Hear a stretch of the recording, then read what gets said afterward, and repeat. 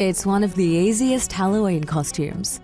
But before the costume made its way into the party shop, the history of witches goes back a very long time. From the witch trials across the world to witch hunts that are still occurring today, over 60,000 people have been executed for being a witch. Their evidence, you ask? Well, it got quite creative. A girl answered a math problem. You know what that means. A witch! Today, we learn about witches. Let's come to our senses, everyone. This witch hunt is turning into a circus. She's the witch. Yeah, that's right. She's the witch. Greetings and salutations. My name is Lucy and welcome back to Learning Things. This week we are doing witches because it's Halloween next week. I know I said that last week. I got my dates wrong, okay? Enough of the tone. I can hear it from here. Halloween is next week, and what better opportunity for me to go to a costume shop and hire a witch costume. Yes, that's right. If you're on audio, I am serving witch today. And my hat, my witch hat, actually has a veil, which I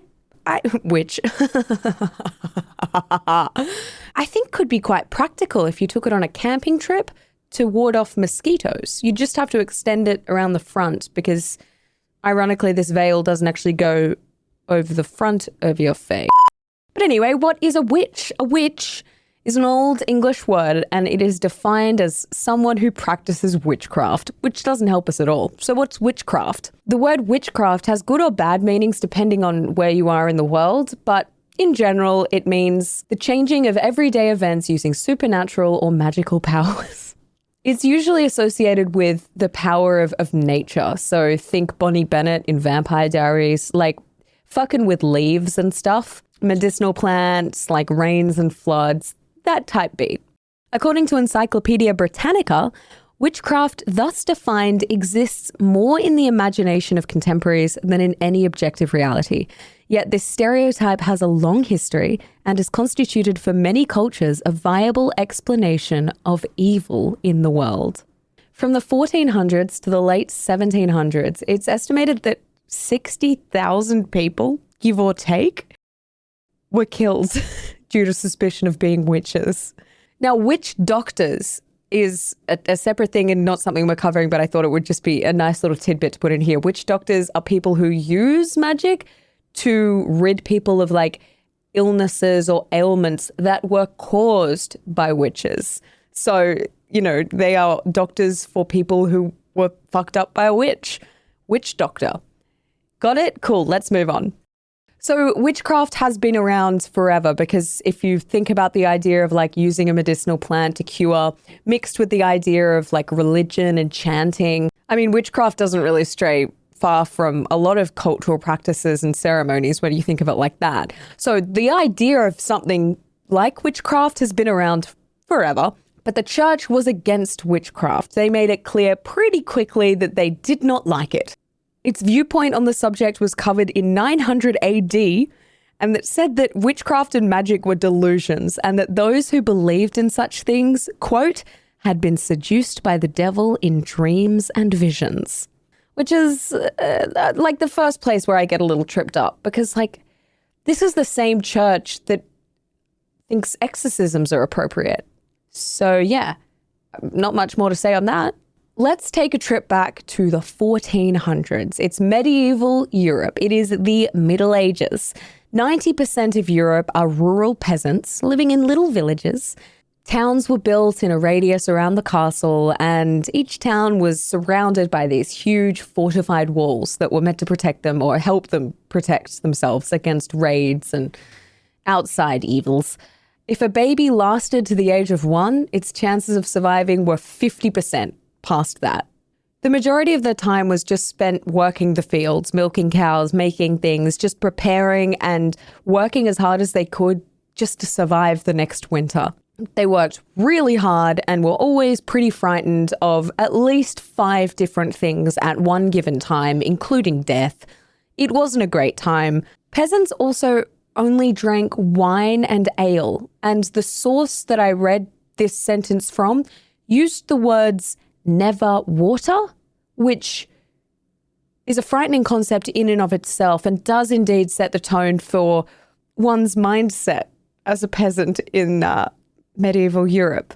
So when something went wrong and they didn't know how to explain it, they needed to be able to point a finger to blame it on something, whether it was a medical ailment or just like misfortune or crops dying or something.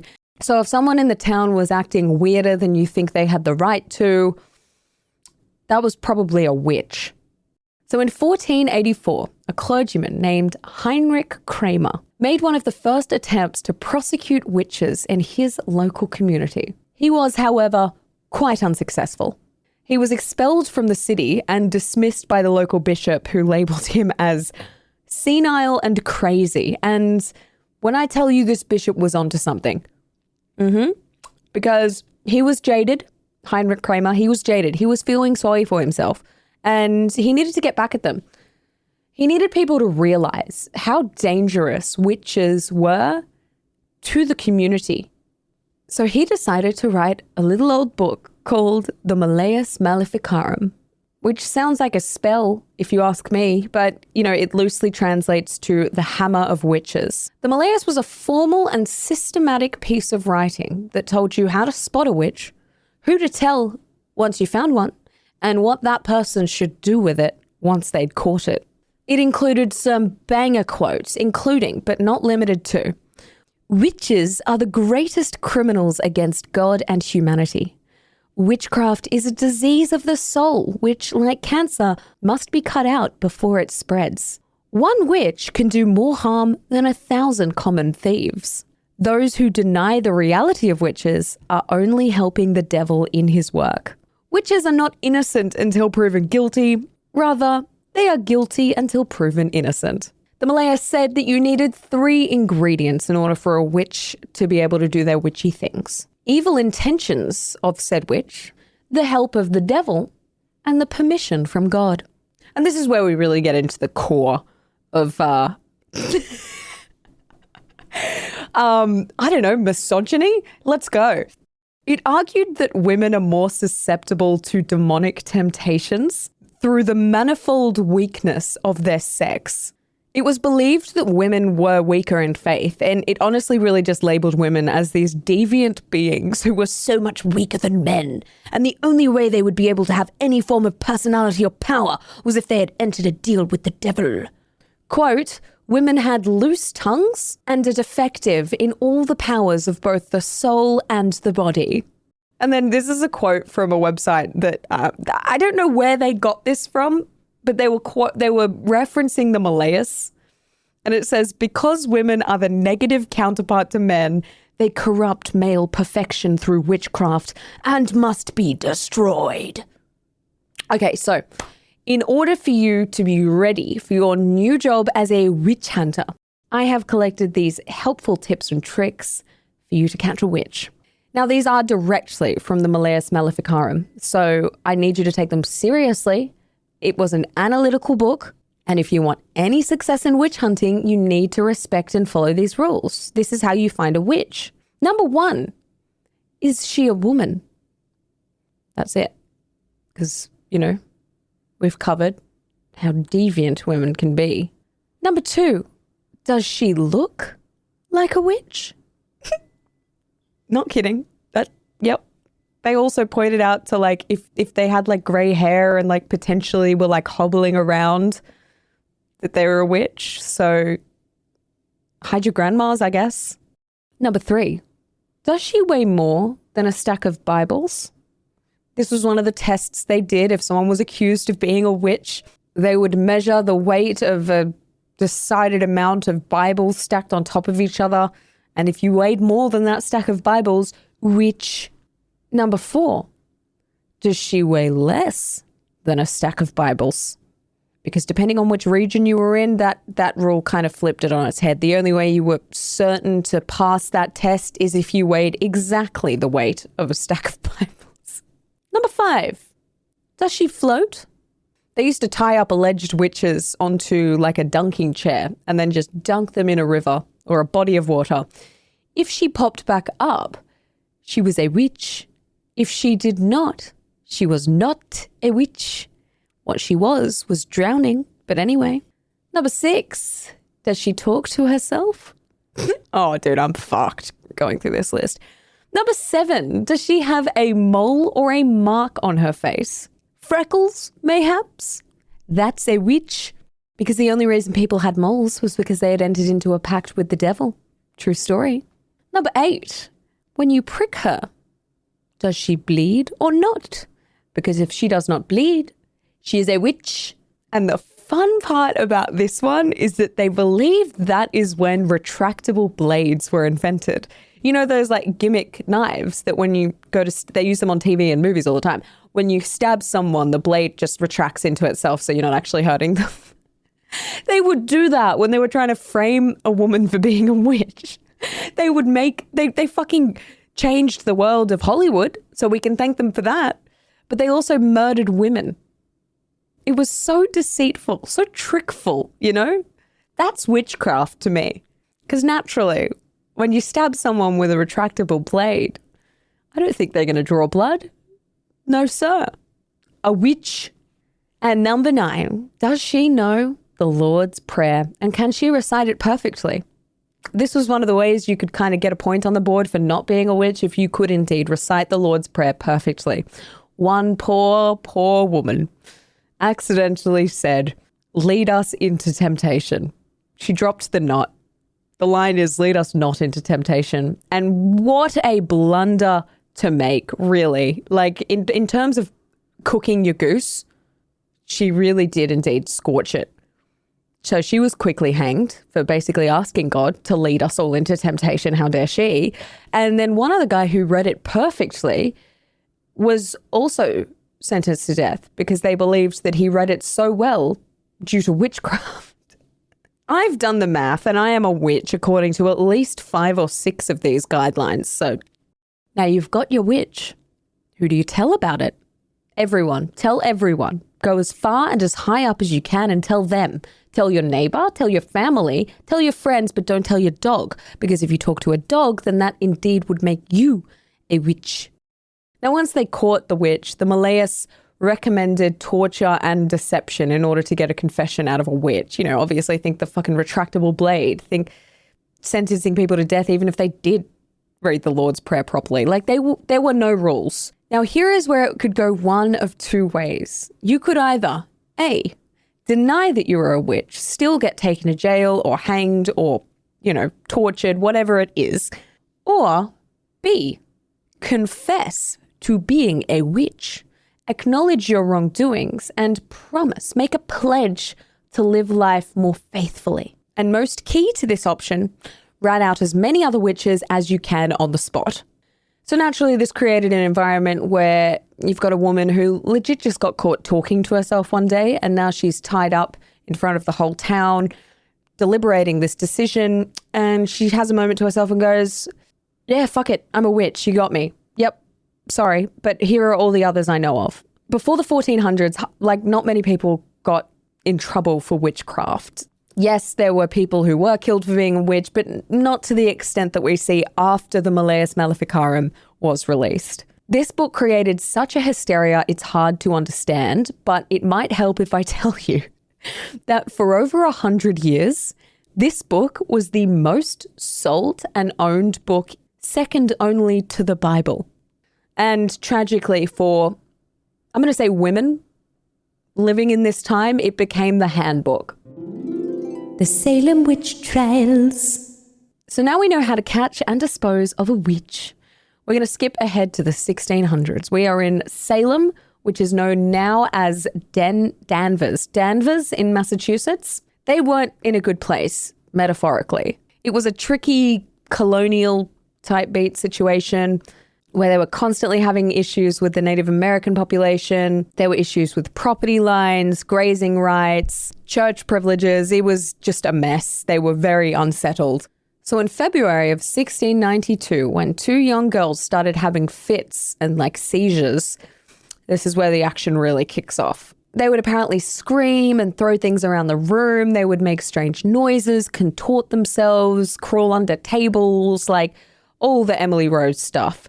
The girls were named Betty, who was 9, and her cousin Abigail, who was 11. They were also the daughter and niece, respectively, of Reverend Samuel Parris, so you'd assume this would make them somewhat safe. Quite the opposite. The girls started complaining about being like pricked with a needle or pinched, even though there were no physical ailments and no evidence of anyone actually pricking them visibly. They knew that this was nothing of their world. And then other young girls in the village started doing similar things. At the time, medicine was just passing out of the realms of folklore. Like, they really didn't know what was going on. And apparently we still don't have enough knowledge of the situation to actually know what was happening to those girls today. There's estimates, but at the time they were able to say that it wasn't an epileptic seizure, but these people were lying about everything. So I don't know how to trust them at all, or if indeed they were faking it. I mean, bless those little girlies. I have done some things in my time to get attention, haven't we all? So eventually they asked the girls, is there a witch playing tricks on you? And they listed 3 names. Yes, they did. Sarah Good, Sarah Osborne, and Tituba. Tituba was an older woman who went by one name, like Adele. Tituba was up first. She was black. She was from the West Indies, but that kind of changes depending on what source you're looking at, so don't hold me to that, okay? She was a target because of her ethnic differences, which was a huge issue at the time. Like, if you looked even slightly different, a witch. And also she was accused for telling stories and scaring kids, I guess. So she knew that no one was going to be on her side. But instead of sitting there and being like, I'm not a witch, she was clever enough to work out that she could just kind of like rewrite the narrative. So she claimed that she had been in discussions with the devil and the devil had given her all the other names of the other witches in the town. So she went to jail for a bit but ended up getting released. Sarah Good was accused because of her reputation. She was accused of rejecting self-control and discipline. You and me both, babe.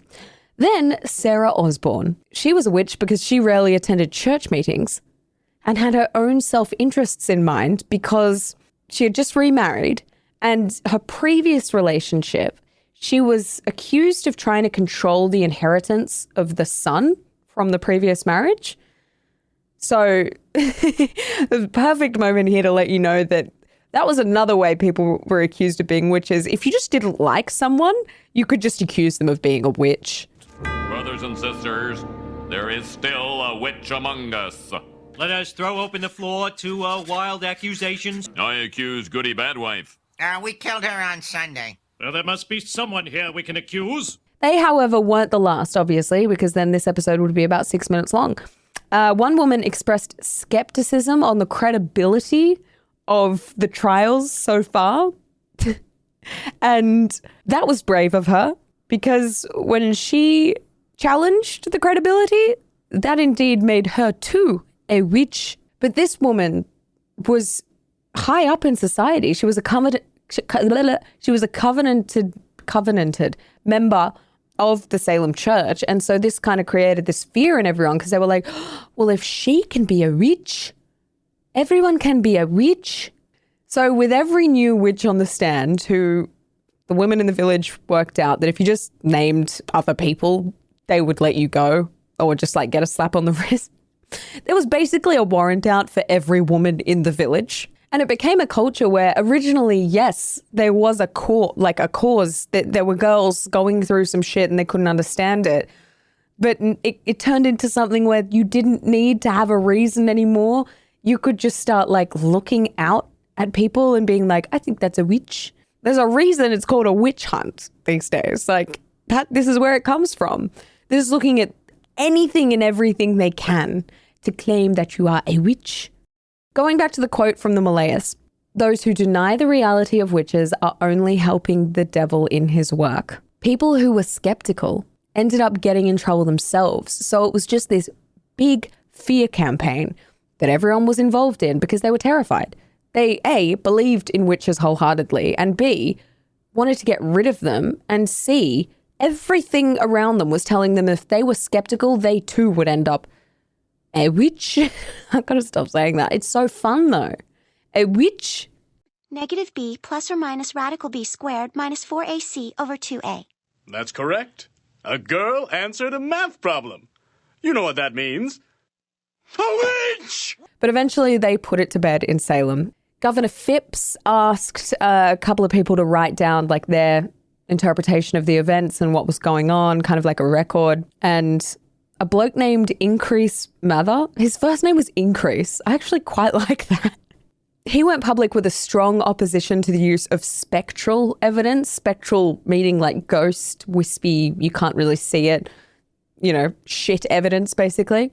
And he said, it were better that 10 suspected witches should escape than one innocent person be condemned. And to that I say, go you, Increase.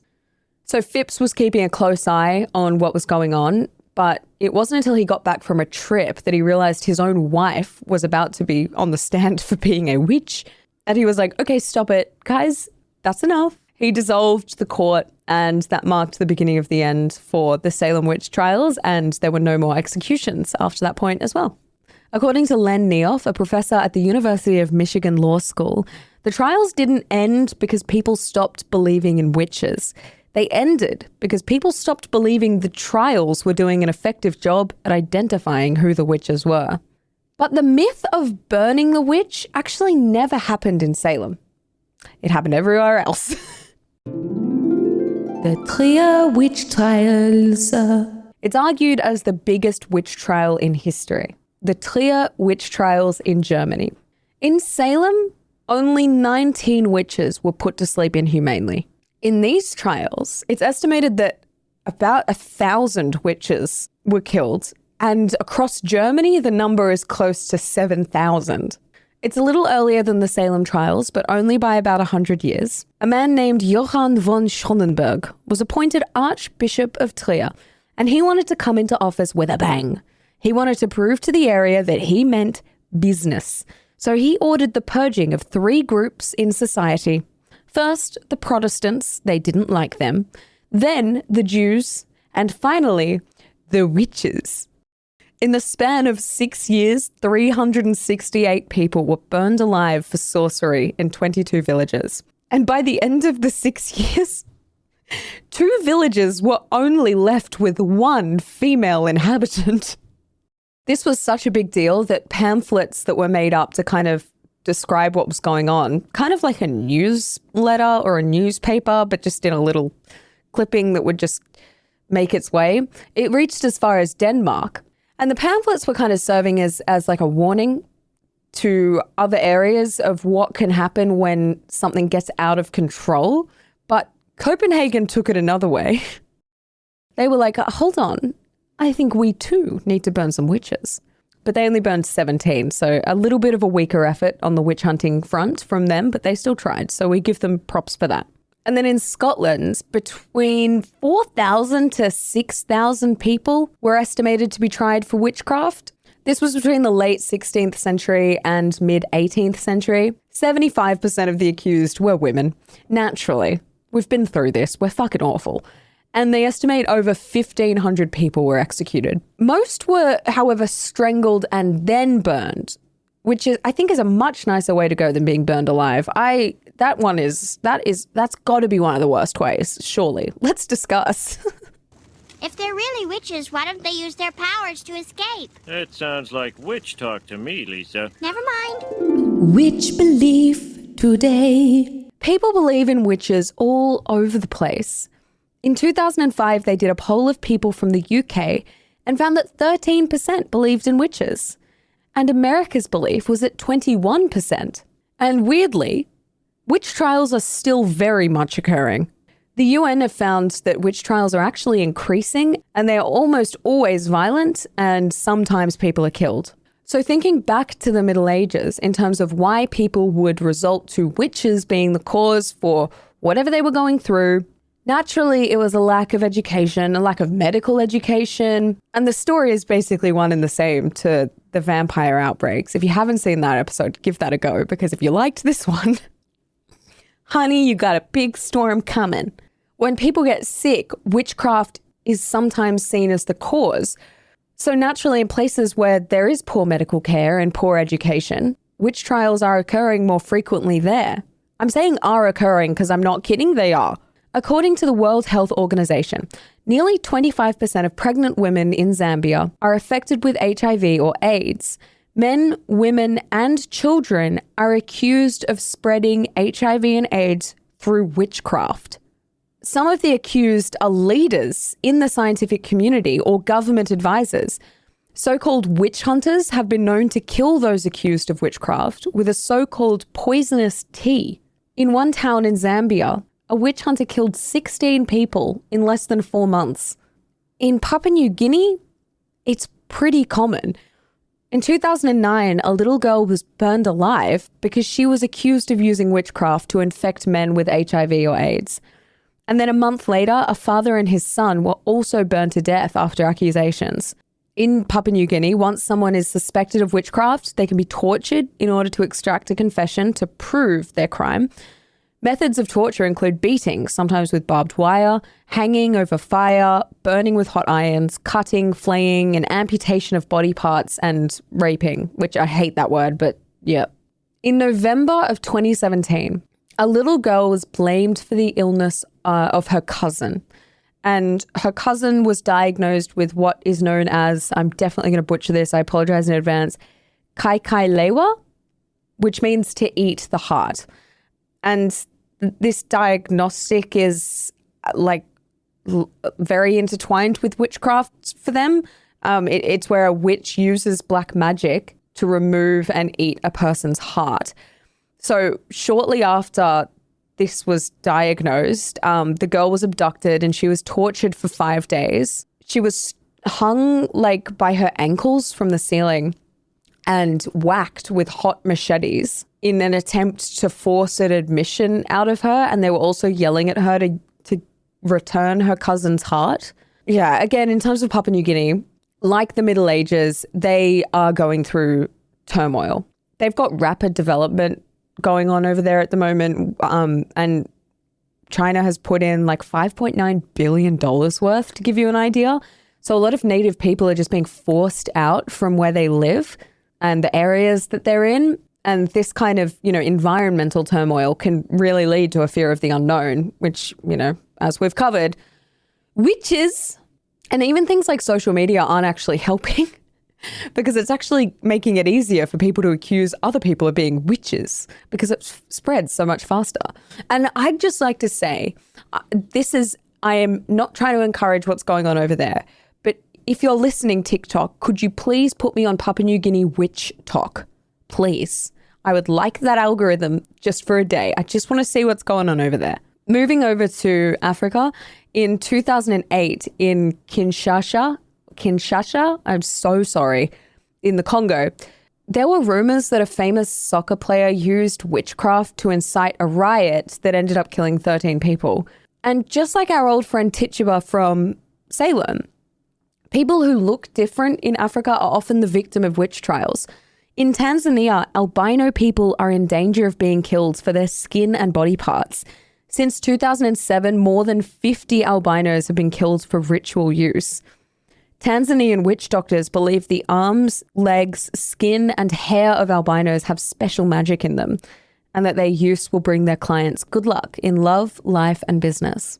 In West Gambia, President Yahya Jammeh of the Gambia believes that he is being targeted by witches. And according to Amnesty International, 1,000 Gambians have been accused of being witches, arrested and tortured on orders from the president.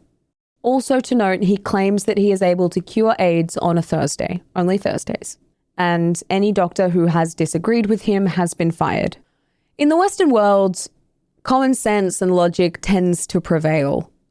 For a couple of reasons, usually. If your view is so far left field that it can't be supported with any hard shell evidence, or on the other side of that camp, if your theory can be cancelled out by scientific evidence and put to bed, people are going to look at you a bit funny. So we tend to leave the witchcraft to pop culture and the witchy shit that a lot of people do with, crystals and stuff like that. No one really cares unless you're surrounded by people who are particularly religious. And then again, it depends on what religion it is. It's a scapegoat. Sometimes when I'm going through it in life, I'll Google when Mercury retrograde is on so that I can blame it on that. It's the same shit. The only difference is no one gets burned alive or hanged after I confirm that the reason that I want to quit my job and become a trapeze artist is because Mercury is indeed in retrograde. People have always tried to come up with reasons to explain their own bad luck and, conversely, someone else's good luck. Some go as far as to say that the only way that some people are successful is because they've entered a pact with the devil, like think the Illuminati, that kind of thing. But it is definitely still an interesting story, and I've got to say, every time I do a topic like this, whether it's this or marriages or even vampires, I'm just bombarded with this idea that women really weren't considered actual human beings until about 100 years ago. And they're still not in so many contexts. It's just bizarre. There was something else I read about Papua New Guinea that I'm just reading this directly from Wikipedia. Arguably, witch hunts have also been caused more specifically by jealousy of women, who in recent years have gradually become more financially independent. For instance, more and more women now own businesses, become lawyers, healthcare professionals, and run for government office. People have corroborated the idea, saying that when young Papua New Guinean men see women take on traditional male roles in society, they wish to reassert their power and retaliate, leading to witch hunts and brutal acts of violence against vulnerable female community members. And that just really hits the nail on the head. It's like, work on yourself, guys. We're good over here, doing our witchy shit. And I guess that's the moral of this episode. Thank you so much for listening. If you are on audio, please make sure you are following the show and give it a rating if you haven't already. And I will see you guys next week. Adios.